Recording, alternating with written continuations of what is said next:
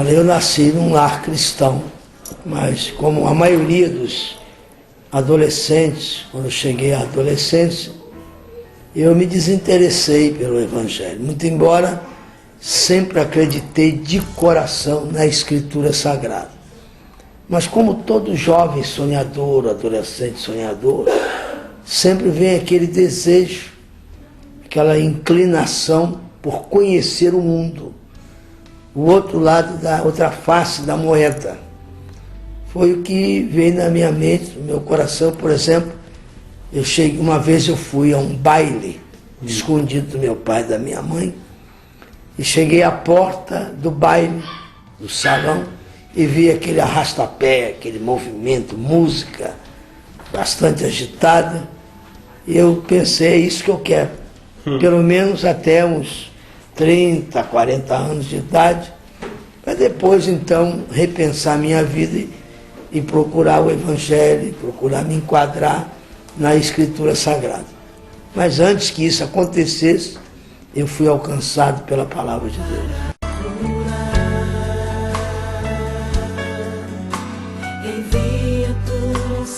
Eu nasci, me criei em Búzios. Búzios era o terceiro distrito de Cabo Frio. Você não é mineiro? Não, sou fluminense, de Búzios.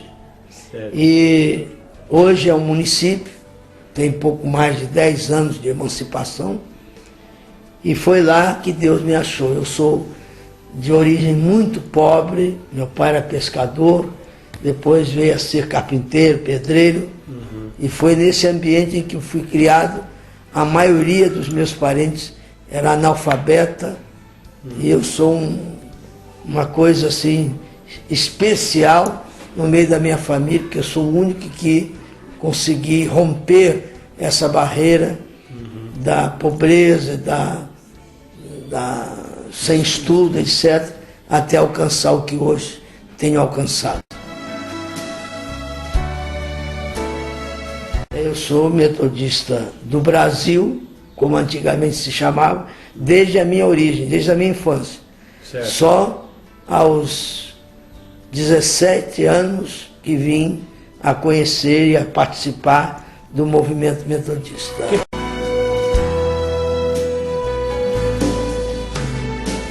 Meu primeiro pastor foi, já como batizado, foi o pastor Gessé, então Gessé Teixeira de Carvalho. Então você veio com ele lá, junto com ele, praticamente na mesma época, né? Sim, o avivamento veio posteriormente, mas ele chegou a ser pastor de toda a minha família, meus pais e parentes.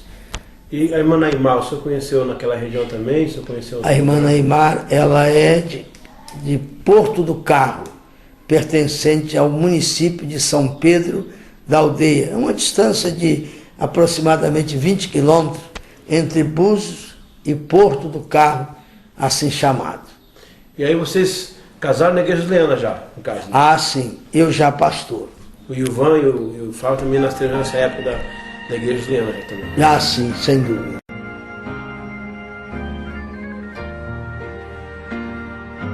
Olha, logo que me despertei e fui salvo por Jesus, eu comecei a estudar, me interessei muito por estudar, então todo livro que chegava lá em casa, eu procurava lê-lo.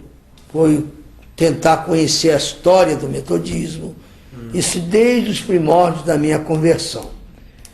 Então, quando veio a onda de avivamento, eu estranhei bastante. Foi preciso que o meu pastor, na época então, o José Moreira da Silva, era um homem estudioso da Bíblia e bastante conhecedor de cultura geral.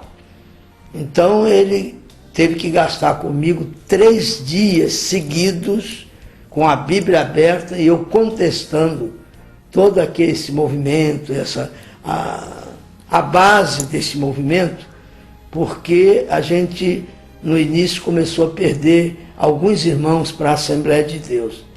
Isso causou um trauma na nossa vida, na vida da igreja, eu sou um oficial da igreja precoce. Com 17 anos eu fui escolhido para diácono. Com 18 eu já era o tesoureiro da igreja. Então houve uma evolução muito rápida da minha vida, do meu convívio, da minha experiência na igreja local. Então, quando eu já pregava, inclusive, como adolescente. Então, quando surgiu a ideia do avivamento, no início eu resisti bastante. Até que eu fui convencido pela Escritura.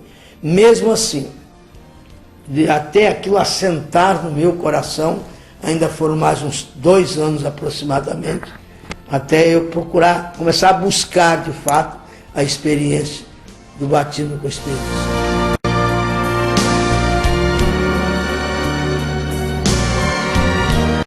Estávamos em Búzios, porque eu não era nem delegado ao concílio. Foi para nós uma surpresa e nós havíamos passado uma semana inteira de oração. Foi um pedido do pastor da igreja, mais uma vez, repito, na época era o pastor José Moreira da Silva, agora de saudosa memória, e ele pediu que nós mobilizássemos toda a igreja para esta semana de oração exatamente em favor do concílio, porque mesmo não havia certeza disso, mas havia rumores de que alguma coisa possivelmente acontecesse lá no concílio, porque a direção geral da Igreja Metodista não aceitava. Apenas 9 pastores das dezenas de pastores da primeira região da Igreja Metodista, só os 9 eles adotaram o princípio do avivamento. Quem era o bispo da época da Igreja Metodista na época? O bispo era Natanael Inocêncio do Nascimento, por sinal o maior pregador que eu já vi até hoje. Só que ele infelizmente não entendeu o movimento pentecostal. Também já partiu para o Senhor, né? Já partiu.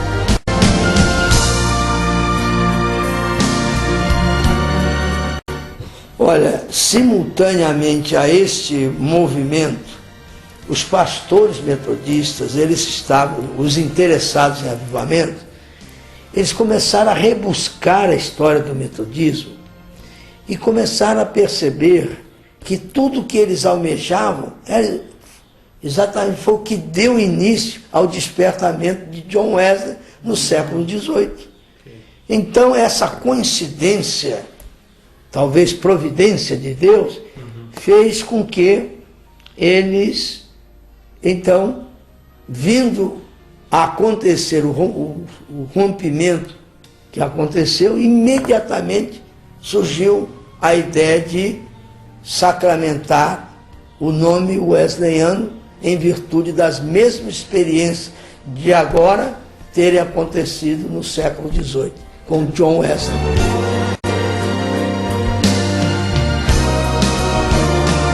O primeiro templo erguido de alvenaria, foi o templo de um bairro na divisa de Cabo Frio com São Pedro da Aldeia, exatamente na divisa, na lagoa, que é a extensão da lagoa de Araruama. À beira da lagoa tem um bairro chamado Ponta do Ambrósio, onde dá muito peixe, muito camarão, e lá havia um ponto de trabalho. Abriram um ponto de trabalho e logo surgiu a ideia de não só o ponto de trabalho, mas também construir o templo.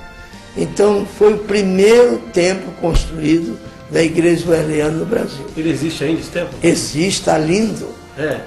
Em janeiro último, passei em frente ao templo. Ele tem 42? 42 anos exatamente.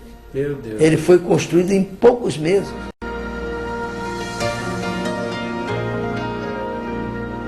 Olha, em primeiro lugar, eu diria o bispo Gessé Teixeira de Carvalho, além de ser